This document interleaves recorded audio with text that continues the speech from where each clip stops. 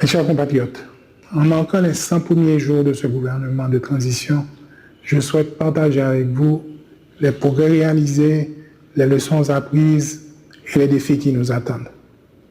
Ce n'est pas un bilan classique que je vais vous présenter, mais une vraie réflexion sur notre situation actuelle et la voie à suivre pour sortir Haïti de l'impasse. Tout le monde connaît pour bâtir un cahier solide, au besoin d'un bon plan, matériaux qui correspondent à nos terrains, et puis recruter bons ingénieurs, contremaîtres, post-maçons et latriers. C'est là ça où on commence à fouiller bon gens fondation. Pendant temps ça, j'ai pas qu'à wash qui dans base fondation, ni quantité ciment qui dans mortier, ni fondation, ni kaila. Ces premiers mois ont été dédiés à poser les fondations d'une gouvernance inclusive et réformiste. Nous avons constitué ce gouvernement en un temps record, une semaine. Et grâce à un consensus national, 10 ministres ont été choisis par le Conseil présidentiel de transition, reflétant notre engagement à représenter toutes les composantes de la société haïtienne.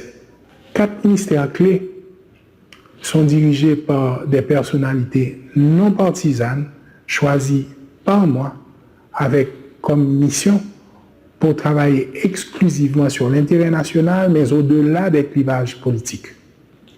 Nous avons également franchi un pas important vers l'égalité de genre, avec plus de 35% des femmes occupant des postes ministériels. C'est une avancée majeure pour Haïti, mais nous devons et nous pouvons faire davantage pour assurer une représentation équitable des femmes et des jeunes à tous les niveaux de la gouvernance. Chers compatriotes, il est impératif pour nous de comprendre la gravité de la situation actuelle de notre pays. En plus de l'agression des groupes armés, de la détérioration de la situation économique, sociale, humanitaire et sécuritaire, la vérité que Haïti a subi au cours de la dernière décennie, un effondrement total de ses institutions. Nos structures étatiques sont en ruine, dénuées des ressources nécessaires pour fonctionner. Les administrations publiques sont sous-équipées, sous-financées, ce qui rend impossible la mise en œuvre des politiques et des programmes essentiels pour répondre aux besoins de notre population. La corruption presque généralisée et la violence ont dévasté nos institutions. Le manque de leadership stable a engendré une paralysie totale du gouvernement, privant nos citoyens des services de base. La situation est telle que la zone métropolitaine d'Haïti est aujourd'hui comparable à des pays en proie à des crises humanitaires majeures, comme la Somalie, le Soudan. Pourtant, ce n'est pas la guerre civile qui nous a conduits ici. L'instabilité politique chronique, la corruption et certainement l'irresponsabilité d'une minorité qui ont maintenu tout un peuple en otage. La gravité de cette crise ne peut plus être sous-estimée. Les défis auxquels nous sommes confrontés ne vont pas se résoudre demain, ni sans un engagement massif et des ressources supplémentaires. Ayant concentré ma vie professionnelle à œuvrer dans des pays en crise, je peux vous dire aujourd'hui avec la plus grande sincérité, il faudra du temps, il faudra de la solidarité, il faudra de la patience, il faudra du courage et il faudra une détermination sans faille pour redresser Haïti. La souffrance du peuple haïtien a duré bien trop longtemps. Pour des millions d'entre nous, la pauvreté est devenue une réalité de génération en génération. Et même l'espoir semble s'éloigner. Pour ceux qui souffrent, un jour de plus est un jour de trop. Et cela, mes amis, est inacceptable. Nous devons faire mieux. Pour ces enfants qui ne peuvent pas aller à l'école, nous devons faire mieux. Pour ces familles qui vivent dans la peur, nous devons faire mieux. Chaque jour compte pour que ceux qui luttent pour survivre obtiennent un soulagement. Et nous avons l'obligation morale de changer leur réalité. Cependant, nous n'avons aucun doute que nous allons réussir ensemble. Nous devons puiser notre force dans l'histoire courageuse et résiliente du peuple haïtien. C'est en puisant dans ce même esprit indomptable que nous arriverons à traverser ces temps difficiles et bâtir un avenir meilleur. Je n'ai pas de doute qu'ensemble, nous allons pouvoir rétablir la sécurité. Nous aiderons nos déplacés à retourner chez eux. Nous relancerons notre économie. Nous apporterons les changements qu'il faut à notre Constitution.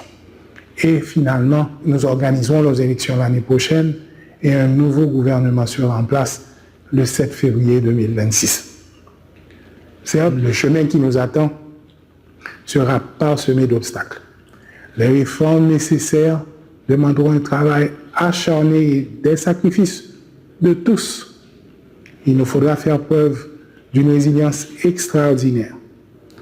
Mais avec une vision commune, un effort collectif et certainement le soutien de nos partenaires de la communauté internationale, nous avons une chance réelle de sortir de cette impasse. Les élections de novembre 2024 et l'installation d'un gouvernement élu en 2026 seront des étapes cruciales pour commencer à bâtir une nation plus forte et certainement plus résiliente.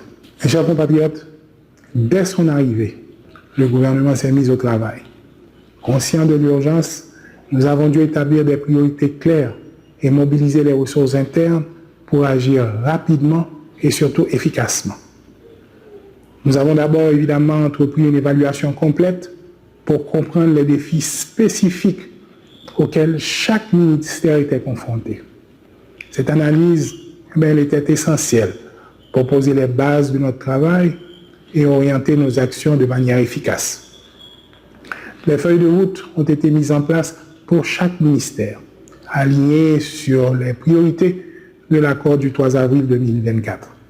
Elles servent de guide pour l'action gouvernementale, assurant bien évidemment une coordination dans les efforts pour redresser notre pays. Mais nous avons été plus loin. Nous avons adopté un budget rectificatif axé sur le secteur social et la sécurité. Ce budget inclut des programmes d'urgence financés par le Fonds monétaire pour soutenir les plus vulnérables et renforcer les dépenses de sécurité. Il s'agissait d'une étape cruciale pour garantir que les ressources soient dirigées vers ceux qui en ont le plus besoin.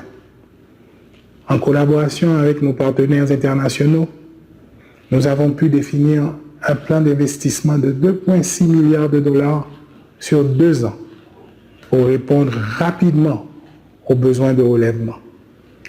Cette évaluation nous a permis de cibler efficacement nos efforts pour une reprise durable. Conscient de la gravité de la situation sociale, nous avons augmenté de manière significative les dépenses pour le secteur social, atteignant 9,3 milliards de gourdes pour le dernier trimestre de l'exercice. Ce financement est destiné à soulager les plus démunis et à soutenir les secteurs clés de notre société. Grâce à nos efforts de plaidoyer, nous avons obtenu une enveloppe de 40 millions de dollars en plus de la BID pour renforcer le secteur social et le décaissement de près de 20 millions de dollars d'appui budgétaire pour l'exercice fiscal en cours. Ces fonds supplémentaires sont essentiels pour renforcer les programmes d'aide et évidemment soutenir les initiatives sociales. Nous avons aussi lancé un processus pour rationaliser les dépenses publiques et assainir la feuille de paie de l'administration de l'État. Cette action, elle était importante parce qu'elle vise à éliminer les inefficacités et à garantir que les ressources de l'État sont utilisées de manière optimale.